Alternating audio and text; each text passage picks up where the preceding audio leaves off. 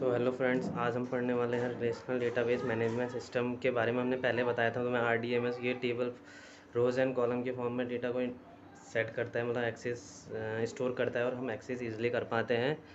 ये अभी तक का अच्छा डेटाबेस मैनेजमेंट सिस्टम माना गया है। और उसे जैसे हिरारिकल और नेटवर्क में थोड़ा इश्यूज आ गए थे इंसर्शन डिलीशन के बारे में और एक्सेस करने के बारे में, तो उससे कम टाइम में ये एक्सेस कर लेता है डेटा डायरेक्ट। उस सेल वैल्यू का उस फील्ड का नाम लिख के या उस कॉलम नेम का नाम लिख के हम अपनी जो क्वेरी के हेल्प से हम अपना जो भी डेटा एक्सेस करना चाहते हैं कर सकते हैं। तो उसके प्रॉपर्टीज़ में आते हैं। आज प्रॉपर्टीज़ में data integrity in database is correctness, consistency and completeness of data. जो डेटा इंटीग्रिटी इन डेटाबेस है, मतलब एक प्रकार का मान लो जो डेटा है वो करेक्ट होना चाहिए और कंसिस्ट मतलब छोटा होना चाहिए और कंप्लीट पूरा डेटा होना चाहिए। अगर हम आर डी एम एस में डाल रहे डेटा, उसमें इंसर्ट कर रहे हैं, तो पूरा डेटा जाना चाहिए, कंप्लीट डेटा, और करेक्ट जाना चाहिए और कंसिस्टेंट जितना छोटा हो सके उतना जाना चाहिए, कंसाइसनेस में होना चाहिए। DBMS is the management of data that should remain integrated when any changes are done in it।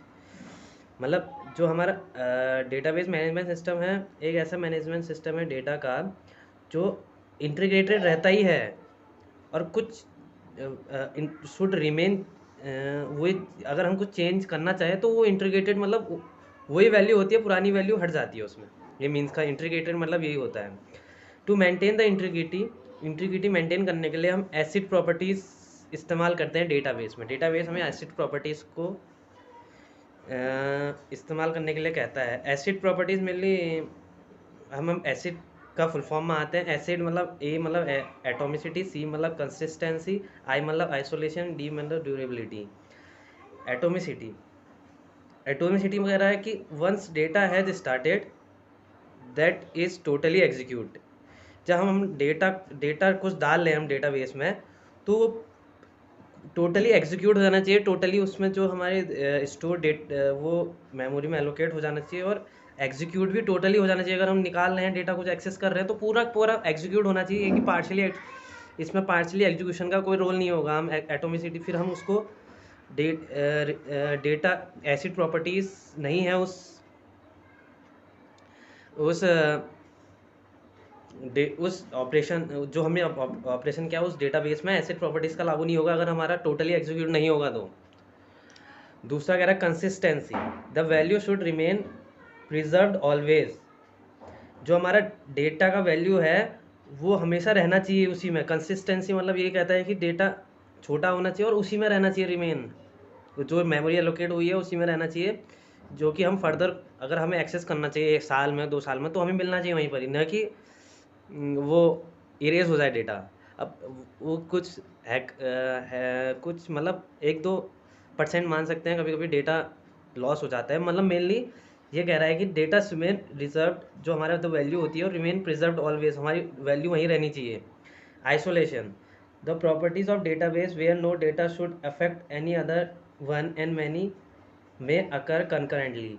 मतलब ये आइसोलेशन मतलब सेपरेट करना होता है एक एक डेटा को दूसरे डेटा में। मतलब अगर हम एक डेटा वैल्यू को हम एक्सेस कर रहे हैं, तो दूसरे डेटा वैल्यू पर कोई इफेक्ट नहीं पड़ना चाहिए, वो एक्सेस नहीं होना चाहिए। अगर कुछ ऑपरेशन कर रहे हैं इसमें, तो इसमें कुछ इफेक्ट नहीं होना चाहिए और वो काम भी कंकरेंटली करना चाहिए। मतलब काम सही ढंग से करना चाहिए। और जो डेटाबेस की प्रॉपर्टी बोलती है कि अफेक्ट नहीं होना चाहिए इन दोनों के बीच में। अगर हम कुछ डेटा इसमें इंसर्ट कर रहे हैं या डिलीट कर रहे हैं, तो इसमें कोई इफेक्ट नहीं पड़ना चाहिए, अलग होना चाहिए, सेपरेशन होता है means. Durability, the data after successful execution of operations become permanent in database. मतलब हम जो डेटा रख रहे हैं तो वो परमानेंट रहना चाहिए, नहीं कि उड़ जाए। जो वैल्यू हमारी है वो डेटाबेस में प्रिजर्व्ड रहनी चाहिए ऑलवेज। ये नहीं कि हमने आज लिखा कल गायब हो गया, ऐसा नहीं होना चाहिए। तो एसिड प्रॉपर्टीज़ ये चार चार प्रॉपर्टीज से बनी हुई है। तो एसिड प्रॉपर्टीज़ ये है। उसके बाद कुछ फंक्शनल डिपेंडेंसी हमने पढ़ा था कि ये इट इज़ अ हमने पढ़ा था फंक्शनल डिपेंडेंसी। रिलेशनशिप हमने पढ़ा था कि जो रिलेशनशिप होता है वो सेट ऑफ एट्रीब्यूट्स होता है और कुछ रिलेशनशिप में रहता है ईच अदर के बीच में, मतलब ये एट्रीब्यूट दूसरे एट्रीब्यूट के बीच में कुछ रिलेशनशिप में होना चाहिए, तो उसे हम फंक्शनल डिपेंडेंसी कहते हैं। तो फंक्शनल डिपेंडेंसी के यहाँ तो कुछ टाइप देखे गए हैं। पहला है fully functionally dependent, fully functional dependency मतलब if two attributes X and Y are be in the relationship and Y can not be proper determinant by any subset of X. मतलब हमने एक एक्स और वाई मान लिया है, कोई हमारे दो एट्रीब्यूट्स हैं, तो जो वाई है वो एक्स के किसी भी सबसेट के साथ एक्सेस नहीं होना चाहिए। जैसे हमने लिखा है A B equals to X, तो it is fully functionally dependency. ये एक्स ऐसा होना चाहिए कि ये दोनों होंगे जब, ए और बी होंगे जब, तभी एक्स का पता चल पाएगा। ये मिलना आप समझिए। अगर ए से भी एक्सेस हो जा रहा है तो फुली फंक्शनली डिपेंडेंस नहीं कहेंगे हम, ए बी दोनों दोनों होने चाहिए तभी एक्स का पता चलेगा, तो हम उसे फुली फंक्शनली डिपेंडेंस कहेंगे। A is determined by Y, B is functionally dependence of Y, तो इसे हम फंक्शनली डिपेंडेंस नहीं बोलेंगे, फुली फंक्शनली डिपेंडेंस नहीं बोलेंगे। फंक्शनल डिपेंडेंसी है कि ये बोलना चाहिए कि डिपेंडेंट डिटर्मिनेंट में फुली फंक्शनली डिपेंडेंट होना चाहिए, क्योंकि मतलब एक्सेस हो जाना चाहिए, ए की हेल्प से एक्सेस होना चाहिए, ये फंक्शनल डिपेंडेंसी कहता है। पर हम फुली फंक्शनली डिपेंडेंट ऐसा कह रहे हैं कि ए भी अगर एक्स हो तो वो किसी भी सबसेट से एक्सेस नहीं हो जाना चाहिए एक्स के, मतलब ए बी के। अगर खाली ए से एक्स का पता चल रहा है तो ये हम फुली फंक्शनली डिपेंडेंस नहीं बोल सकते। अब दूसरा आता है partially functionally dependence, just opposite of fully functionally dependence. If two attributes x and y are be in the relationship and y may be proper determinant by any subset of x, मतलब यहाँ हो सकता है ए x से भी आ सकता है और बी से भी आ सकता है एक्स, इसमें हम मान रहे हैं पार्शियली डिपेंडेंसी में, पार्शियली फंक्शनल डिपेंडेंसी में। फुली फंक्शनल डिपेंडेंस में नहीं मानना चाहिए, मेनली ये कहता है। तीसरा फंक्शनल डिपेंडेंसी माना गया है transitive dependency. Transitive dependency mainly अगर कोई हमारा इनडायरेक्ट रिलेशनशिप बना गया है इन कॉज ऑफ फंक्शनल डिपेंडेंसी, तो हम ट्रांजिटिव डिपेंडेंसी बोलते हैं उसे। जैसे एक एग्जांपल की हेल्प से आपको मैं समझाता हूँ। देखिए, अगर हमारा एक्स जो सबसेट है वो वाई से डिटर्मिनेंट हो जा रहा है एंड जो वाई है वो जेड से डिटर्मिनेंट हो जा रहा है, मतलब डिपेंडेंस वाई पे डिपेंडेंट है जेड, तो हमारा जो इस हिसाब से ट्रांजिटिव डिपेंडेंसी कहती है, तो एक्स भी डायरेक्टली डिपेंडेंट होना चाहिए जेड पे, मतलब हमारा एक्स से जेड भी पता चल जाना चाहिए। अगर हमें जेड निकालना है तो ये ये फंक्शनली डिपेंडेंस बोलते हैं वैसे करके। तो ये होता है ट्रांजिटिव डिपेंडेंसी। अब बात करते हैं इंटीग्रिटी कंस्टेंट। हमारे कुछ इंटीग्रिटी कंस्टेंट, हमने अभी पहले इंटीग्रिटी पढ़ा था, तो यहाँ कुछ इंटीग्रिटी कंस्टेंट हो इंटीग्रिटी के बारे में बता रखा है। These are the set of rules which is use to maintain the quality of information. कुछ सेट ऑफ रूल्स हैं वो जो हमारी इंफॉर्मेशन है, कुछ भी डेटा है, तो उसकी क्वालिटी को मेंटेन करता है कि किस टाइप का है, कैसा है, उसको मेंटेन करता है। इसके टाइप्स में आते हैं, पहला है not null constant. Not null constant आपने पहले नॉट नल कंस्टेंट ऐसा होता है कि अगर हमारी कोई वैल्यू, हमने कोई टेबल बनाई तो उसमें अगर हमने नॉट नल कंस्टेंट लगा दिया है तो जिस फील्ड पर लगा रखा है उसमें एक भी वैल्यू नल नहीं होनी चाहिए। मतलब सारी वैल्यू हमें देनी पड़ेगी, जितने भी हमारे वो होंगे कॉलम्स होंगे, कॉलम्स में जो नेम्स होंगे जिस हिसाब से हमने टेबल बना रखे कॉलम नेम, तो एक में भी अगर नई वैल्यू डालोगे तो वो नॉट नल कंस्टेंट बोल देगा, वो एरर दे देगा कि क्योंकि तुम्हारे इसमें नॉट नल कंस्टेंट लगाया हो, तुम वैल्यू नहीं दे रहे हो, तो वो एरर दे देगा। Not null constant makes sure that the column does not hold any null value. मतलब वही मैं बता रहा हूँ कि नॉट नल कंस्टेंट ऐसा होता है कि जो हमारे कॉलम में है एक भी नल वैल्यू नहीं होनी चाहिए, कोई नल वैल्यू नहीं होनी चाहिए उसमें, नॉट नल कंस्टेंट तब लगाया जाता है। जैसे एग्जांपल में हमने लगाया क्रिएट डेटा एम्प्लॉय, का डेटा लिख रहे हैं हम, serial number INT, employ ID INT, primary key बना दी हमने इसको, name varchar 30 not null. मतलब हमारे इसमें सीरियल नंबर जितने भी होंगे, जितने एम्प्लॉय ID होंगी, उनके नाम होने चाहिए सामने, उस थर्ड कॉलम में नाम होने चाहिए। अगर एक का भी नहीं लिखेंगे हम तो एरर दे देगा कि तुम्हारा ये नॉट नल की कंस्टेंट आपने लगा रखा है और वैल्यू नहीं दे रहे हो, तो एरर दे देगा the data is not fully filled, ये बोल देगा, मतलब एरर एक टाइप का दे देगा तुम्हें। अब दूसरा है unique constant.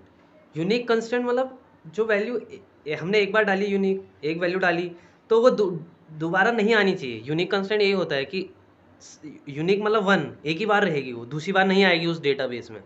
This constant enforces a column or set of columns to have a unique value, एक ही वैल्यू होनी चाहिए एक बार में।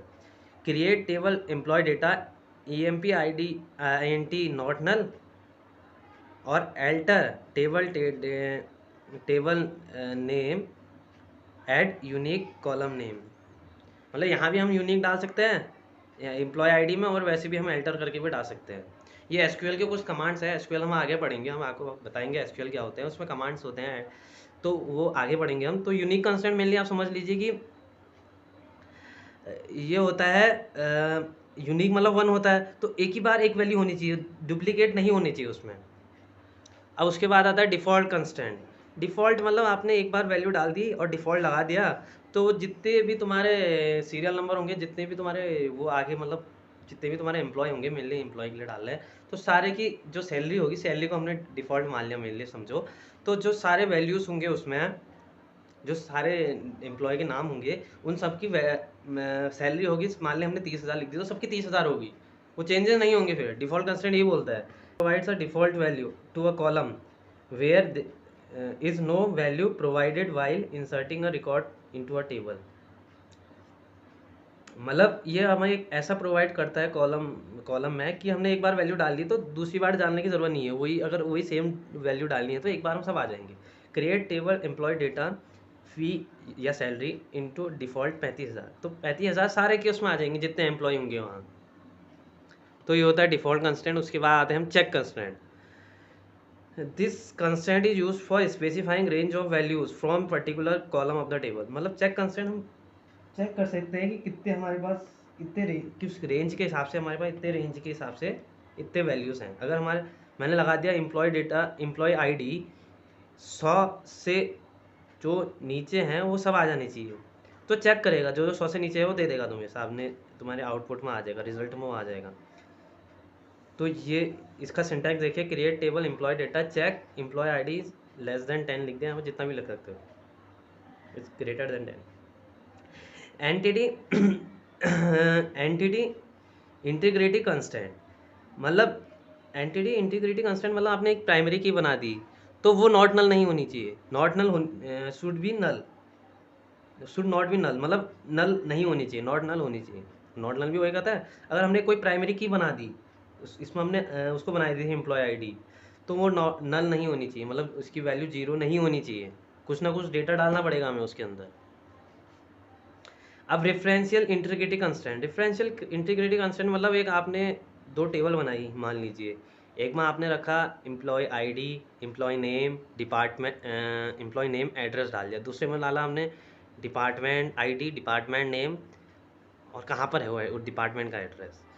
तो इन दोनों को लिंक में बनाने के लिए हम एम्प्लॉय आईडी को, वहाँ हमने प्राइमरी की बना दी, यहाँ आपने एक और डाल दिया एम्प्लॉय आईडी, जो वो लिंक बना देगा दोनों के बीच में, दोनों के बीच में वो बना देगा, मतलब एक बॉन्ड जैसा बना देगा दोनों के बीच में, कि एम्प्लॉय आईडी से हम वहाँ भी उस, अगर हमें एम्प्लॉय आईडी उसमें लग दी हमने सेकंड टेबल में जहाँ पर डिपार्टमेंट है, तो हमें एक्सेस करने के लिए ईजी अच्छा रहेगा। तो रेफरेंशियल इंटीग्रिटी यही बोलता है, इफ़ अ फॉरेन की in table 1 refers to pk primary key of table 2, then every value of foreign key in the table 1 must be not be null or available in the table 2। मतलब हमने एक primary key बना दी table 1 में, और हम उसी primary की का नाम, उसी मतलब उसकी वैल्यू सारी दूसरे टेबल में बना रहे हैं फॉरेन की के नाम से, तो वो नल नहीं होनी चाहिए और अवेलेबल होनी चाहिए उसी में टेबल में। मतलब वही मैंने जो समझाया आपको वही होती है रेफरेंशियल, रेफरेंस बनाता है, एक तरफ का बॉन्ड बनाता है। जैसे क्रिएटिव है फॉरेन की कैसे बनाते हैं देखिए आप, create table employ ID, E I D लिखा INT primary key, E name where के 30, एड्रेस वेर के 40। ये एक कमांड है, इसमें SQL कमांड बोल सकते हैं आप, डेटा वो टेबल क्रिएट करने के लिए, इससे हम टेबल क्रिएट कर सकते हैं। दूसरा हमने फिर बना दिया create table department, department ID INT primary key name employ ID not null, ये फॉरेन की तरह काम करेगी। रेफरेंशियल आईडी होगी EID के रेफरेंशियल आईडी हमने एम्प्लॉय आईडी को बना दिया है। तो ये होता है रेफरेंशियल इंटीग्रिटी कंस्ट्रेंट। एक और आता है इसमें 7th लास्ट की कंस्ट्रेंट। की कंस्ट्रेंट वही मतलब हमारी जो वैल्यू है वो मल्टीपल वैल्यूज हो सकती है पर प्राइमरी की एक ही रहेगी। प्राइमरी की मतलब आप उसको एक जैसे प्राइमरी की बना दी, वो एक तो नल नहीं होनी चाहिए। दूसरी बार एक बार तुमने अगर 101 डाल दिया मान लो आपने उस प्राइमरी की में, तो दूसरी बार 101 नहीं डाल सकते, 102 डालना पड़ेगा या कुछ भी नंबर डालना पड़ेगा, तो वो प्राइमरी की बनाती है। कोई ये की कंस्टेंट के बारे में है। तो आज हमने कवर अप किए properties of RDMS, types of functional dependency और इंटीग्रिटी कंस्टेंट। आई होप आपको समझ में आया होगा। फिर आप मेरे मिलते हैं।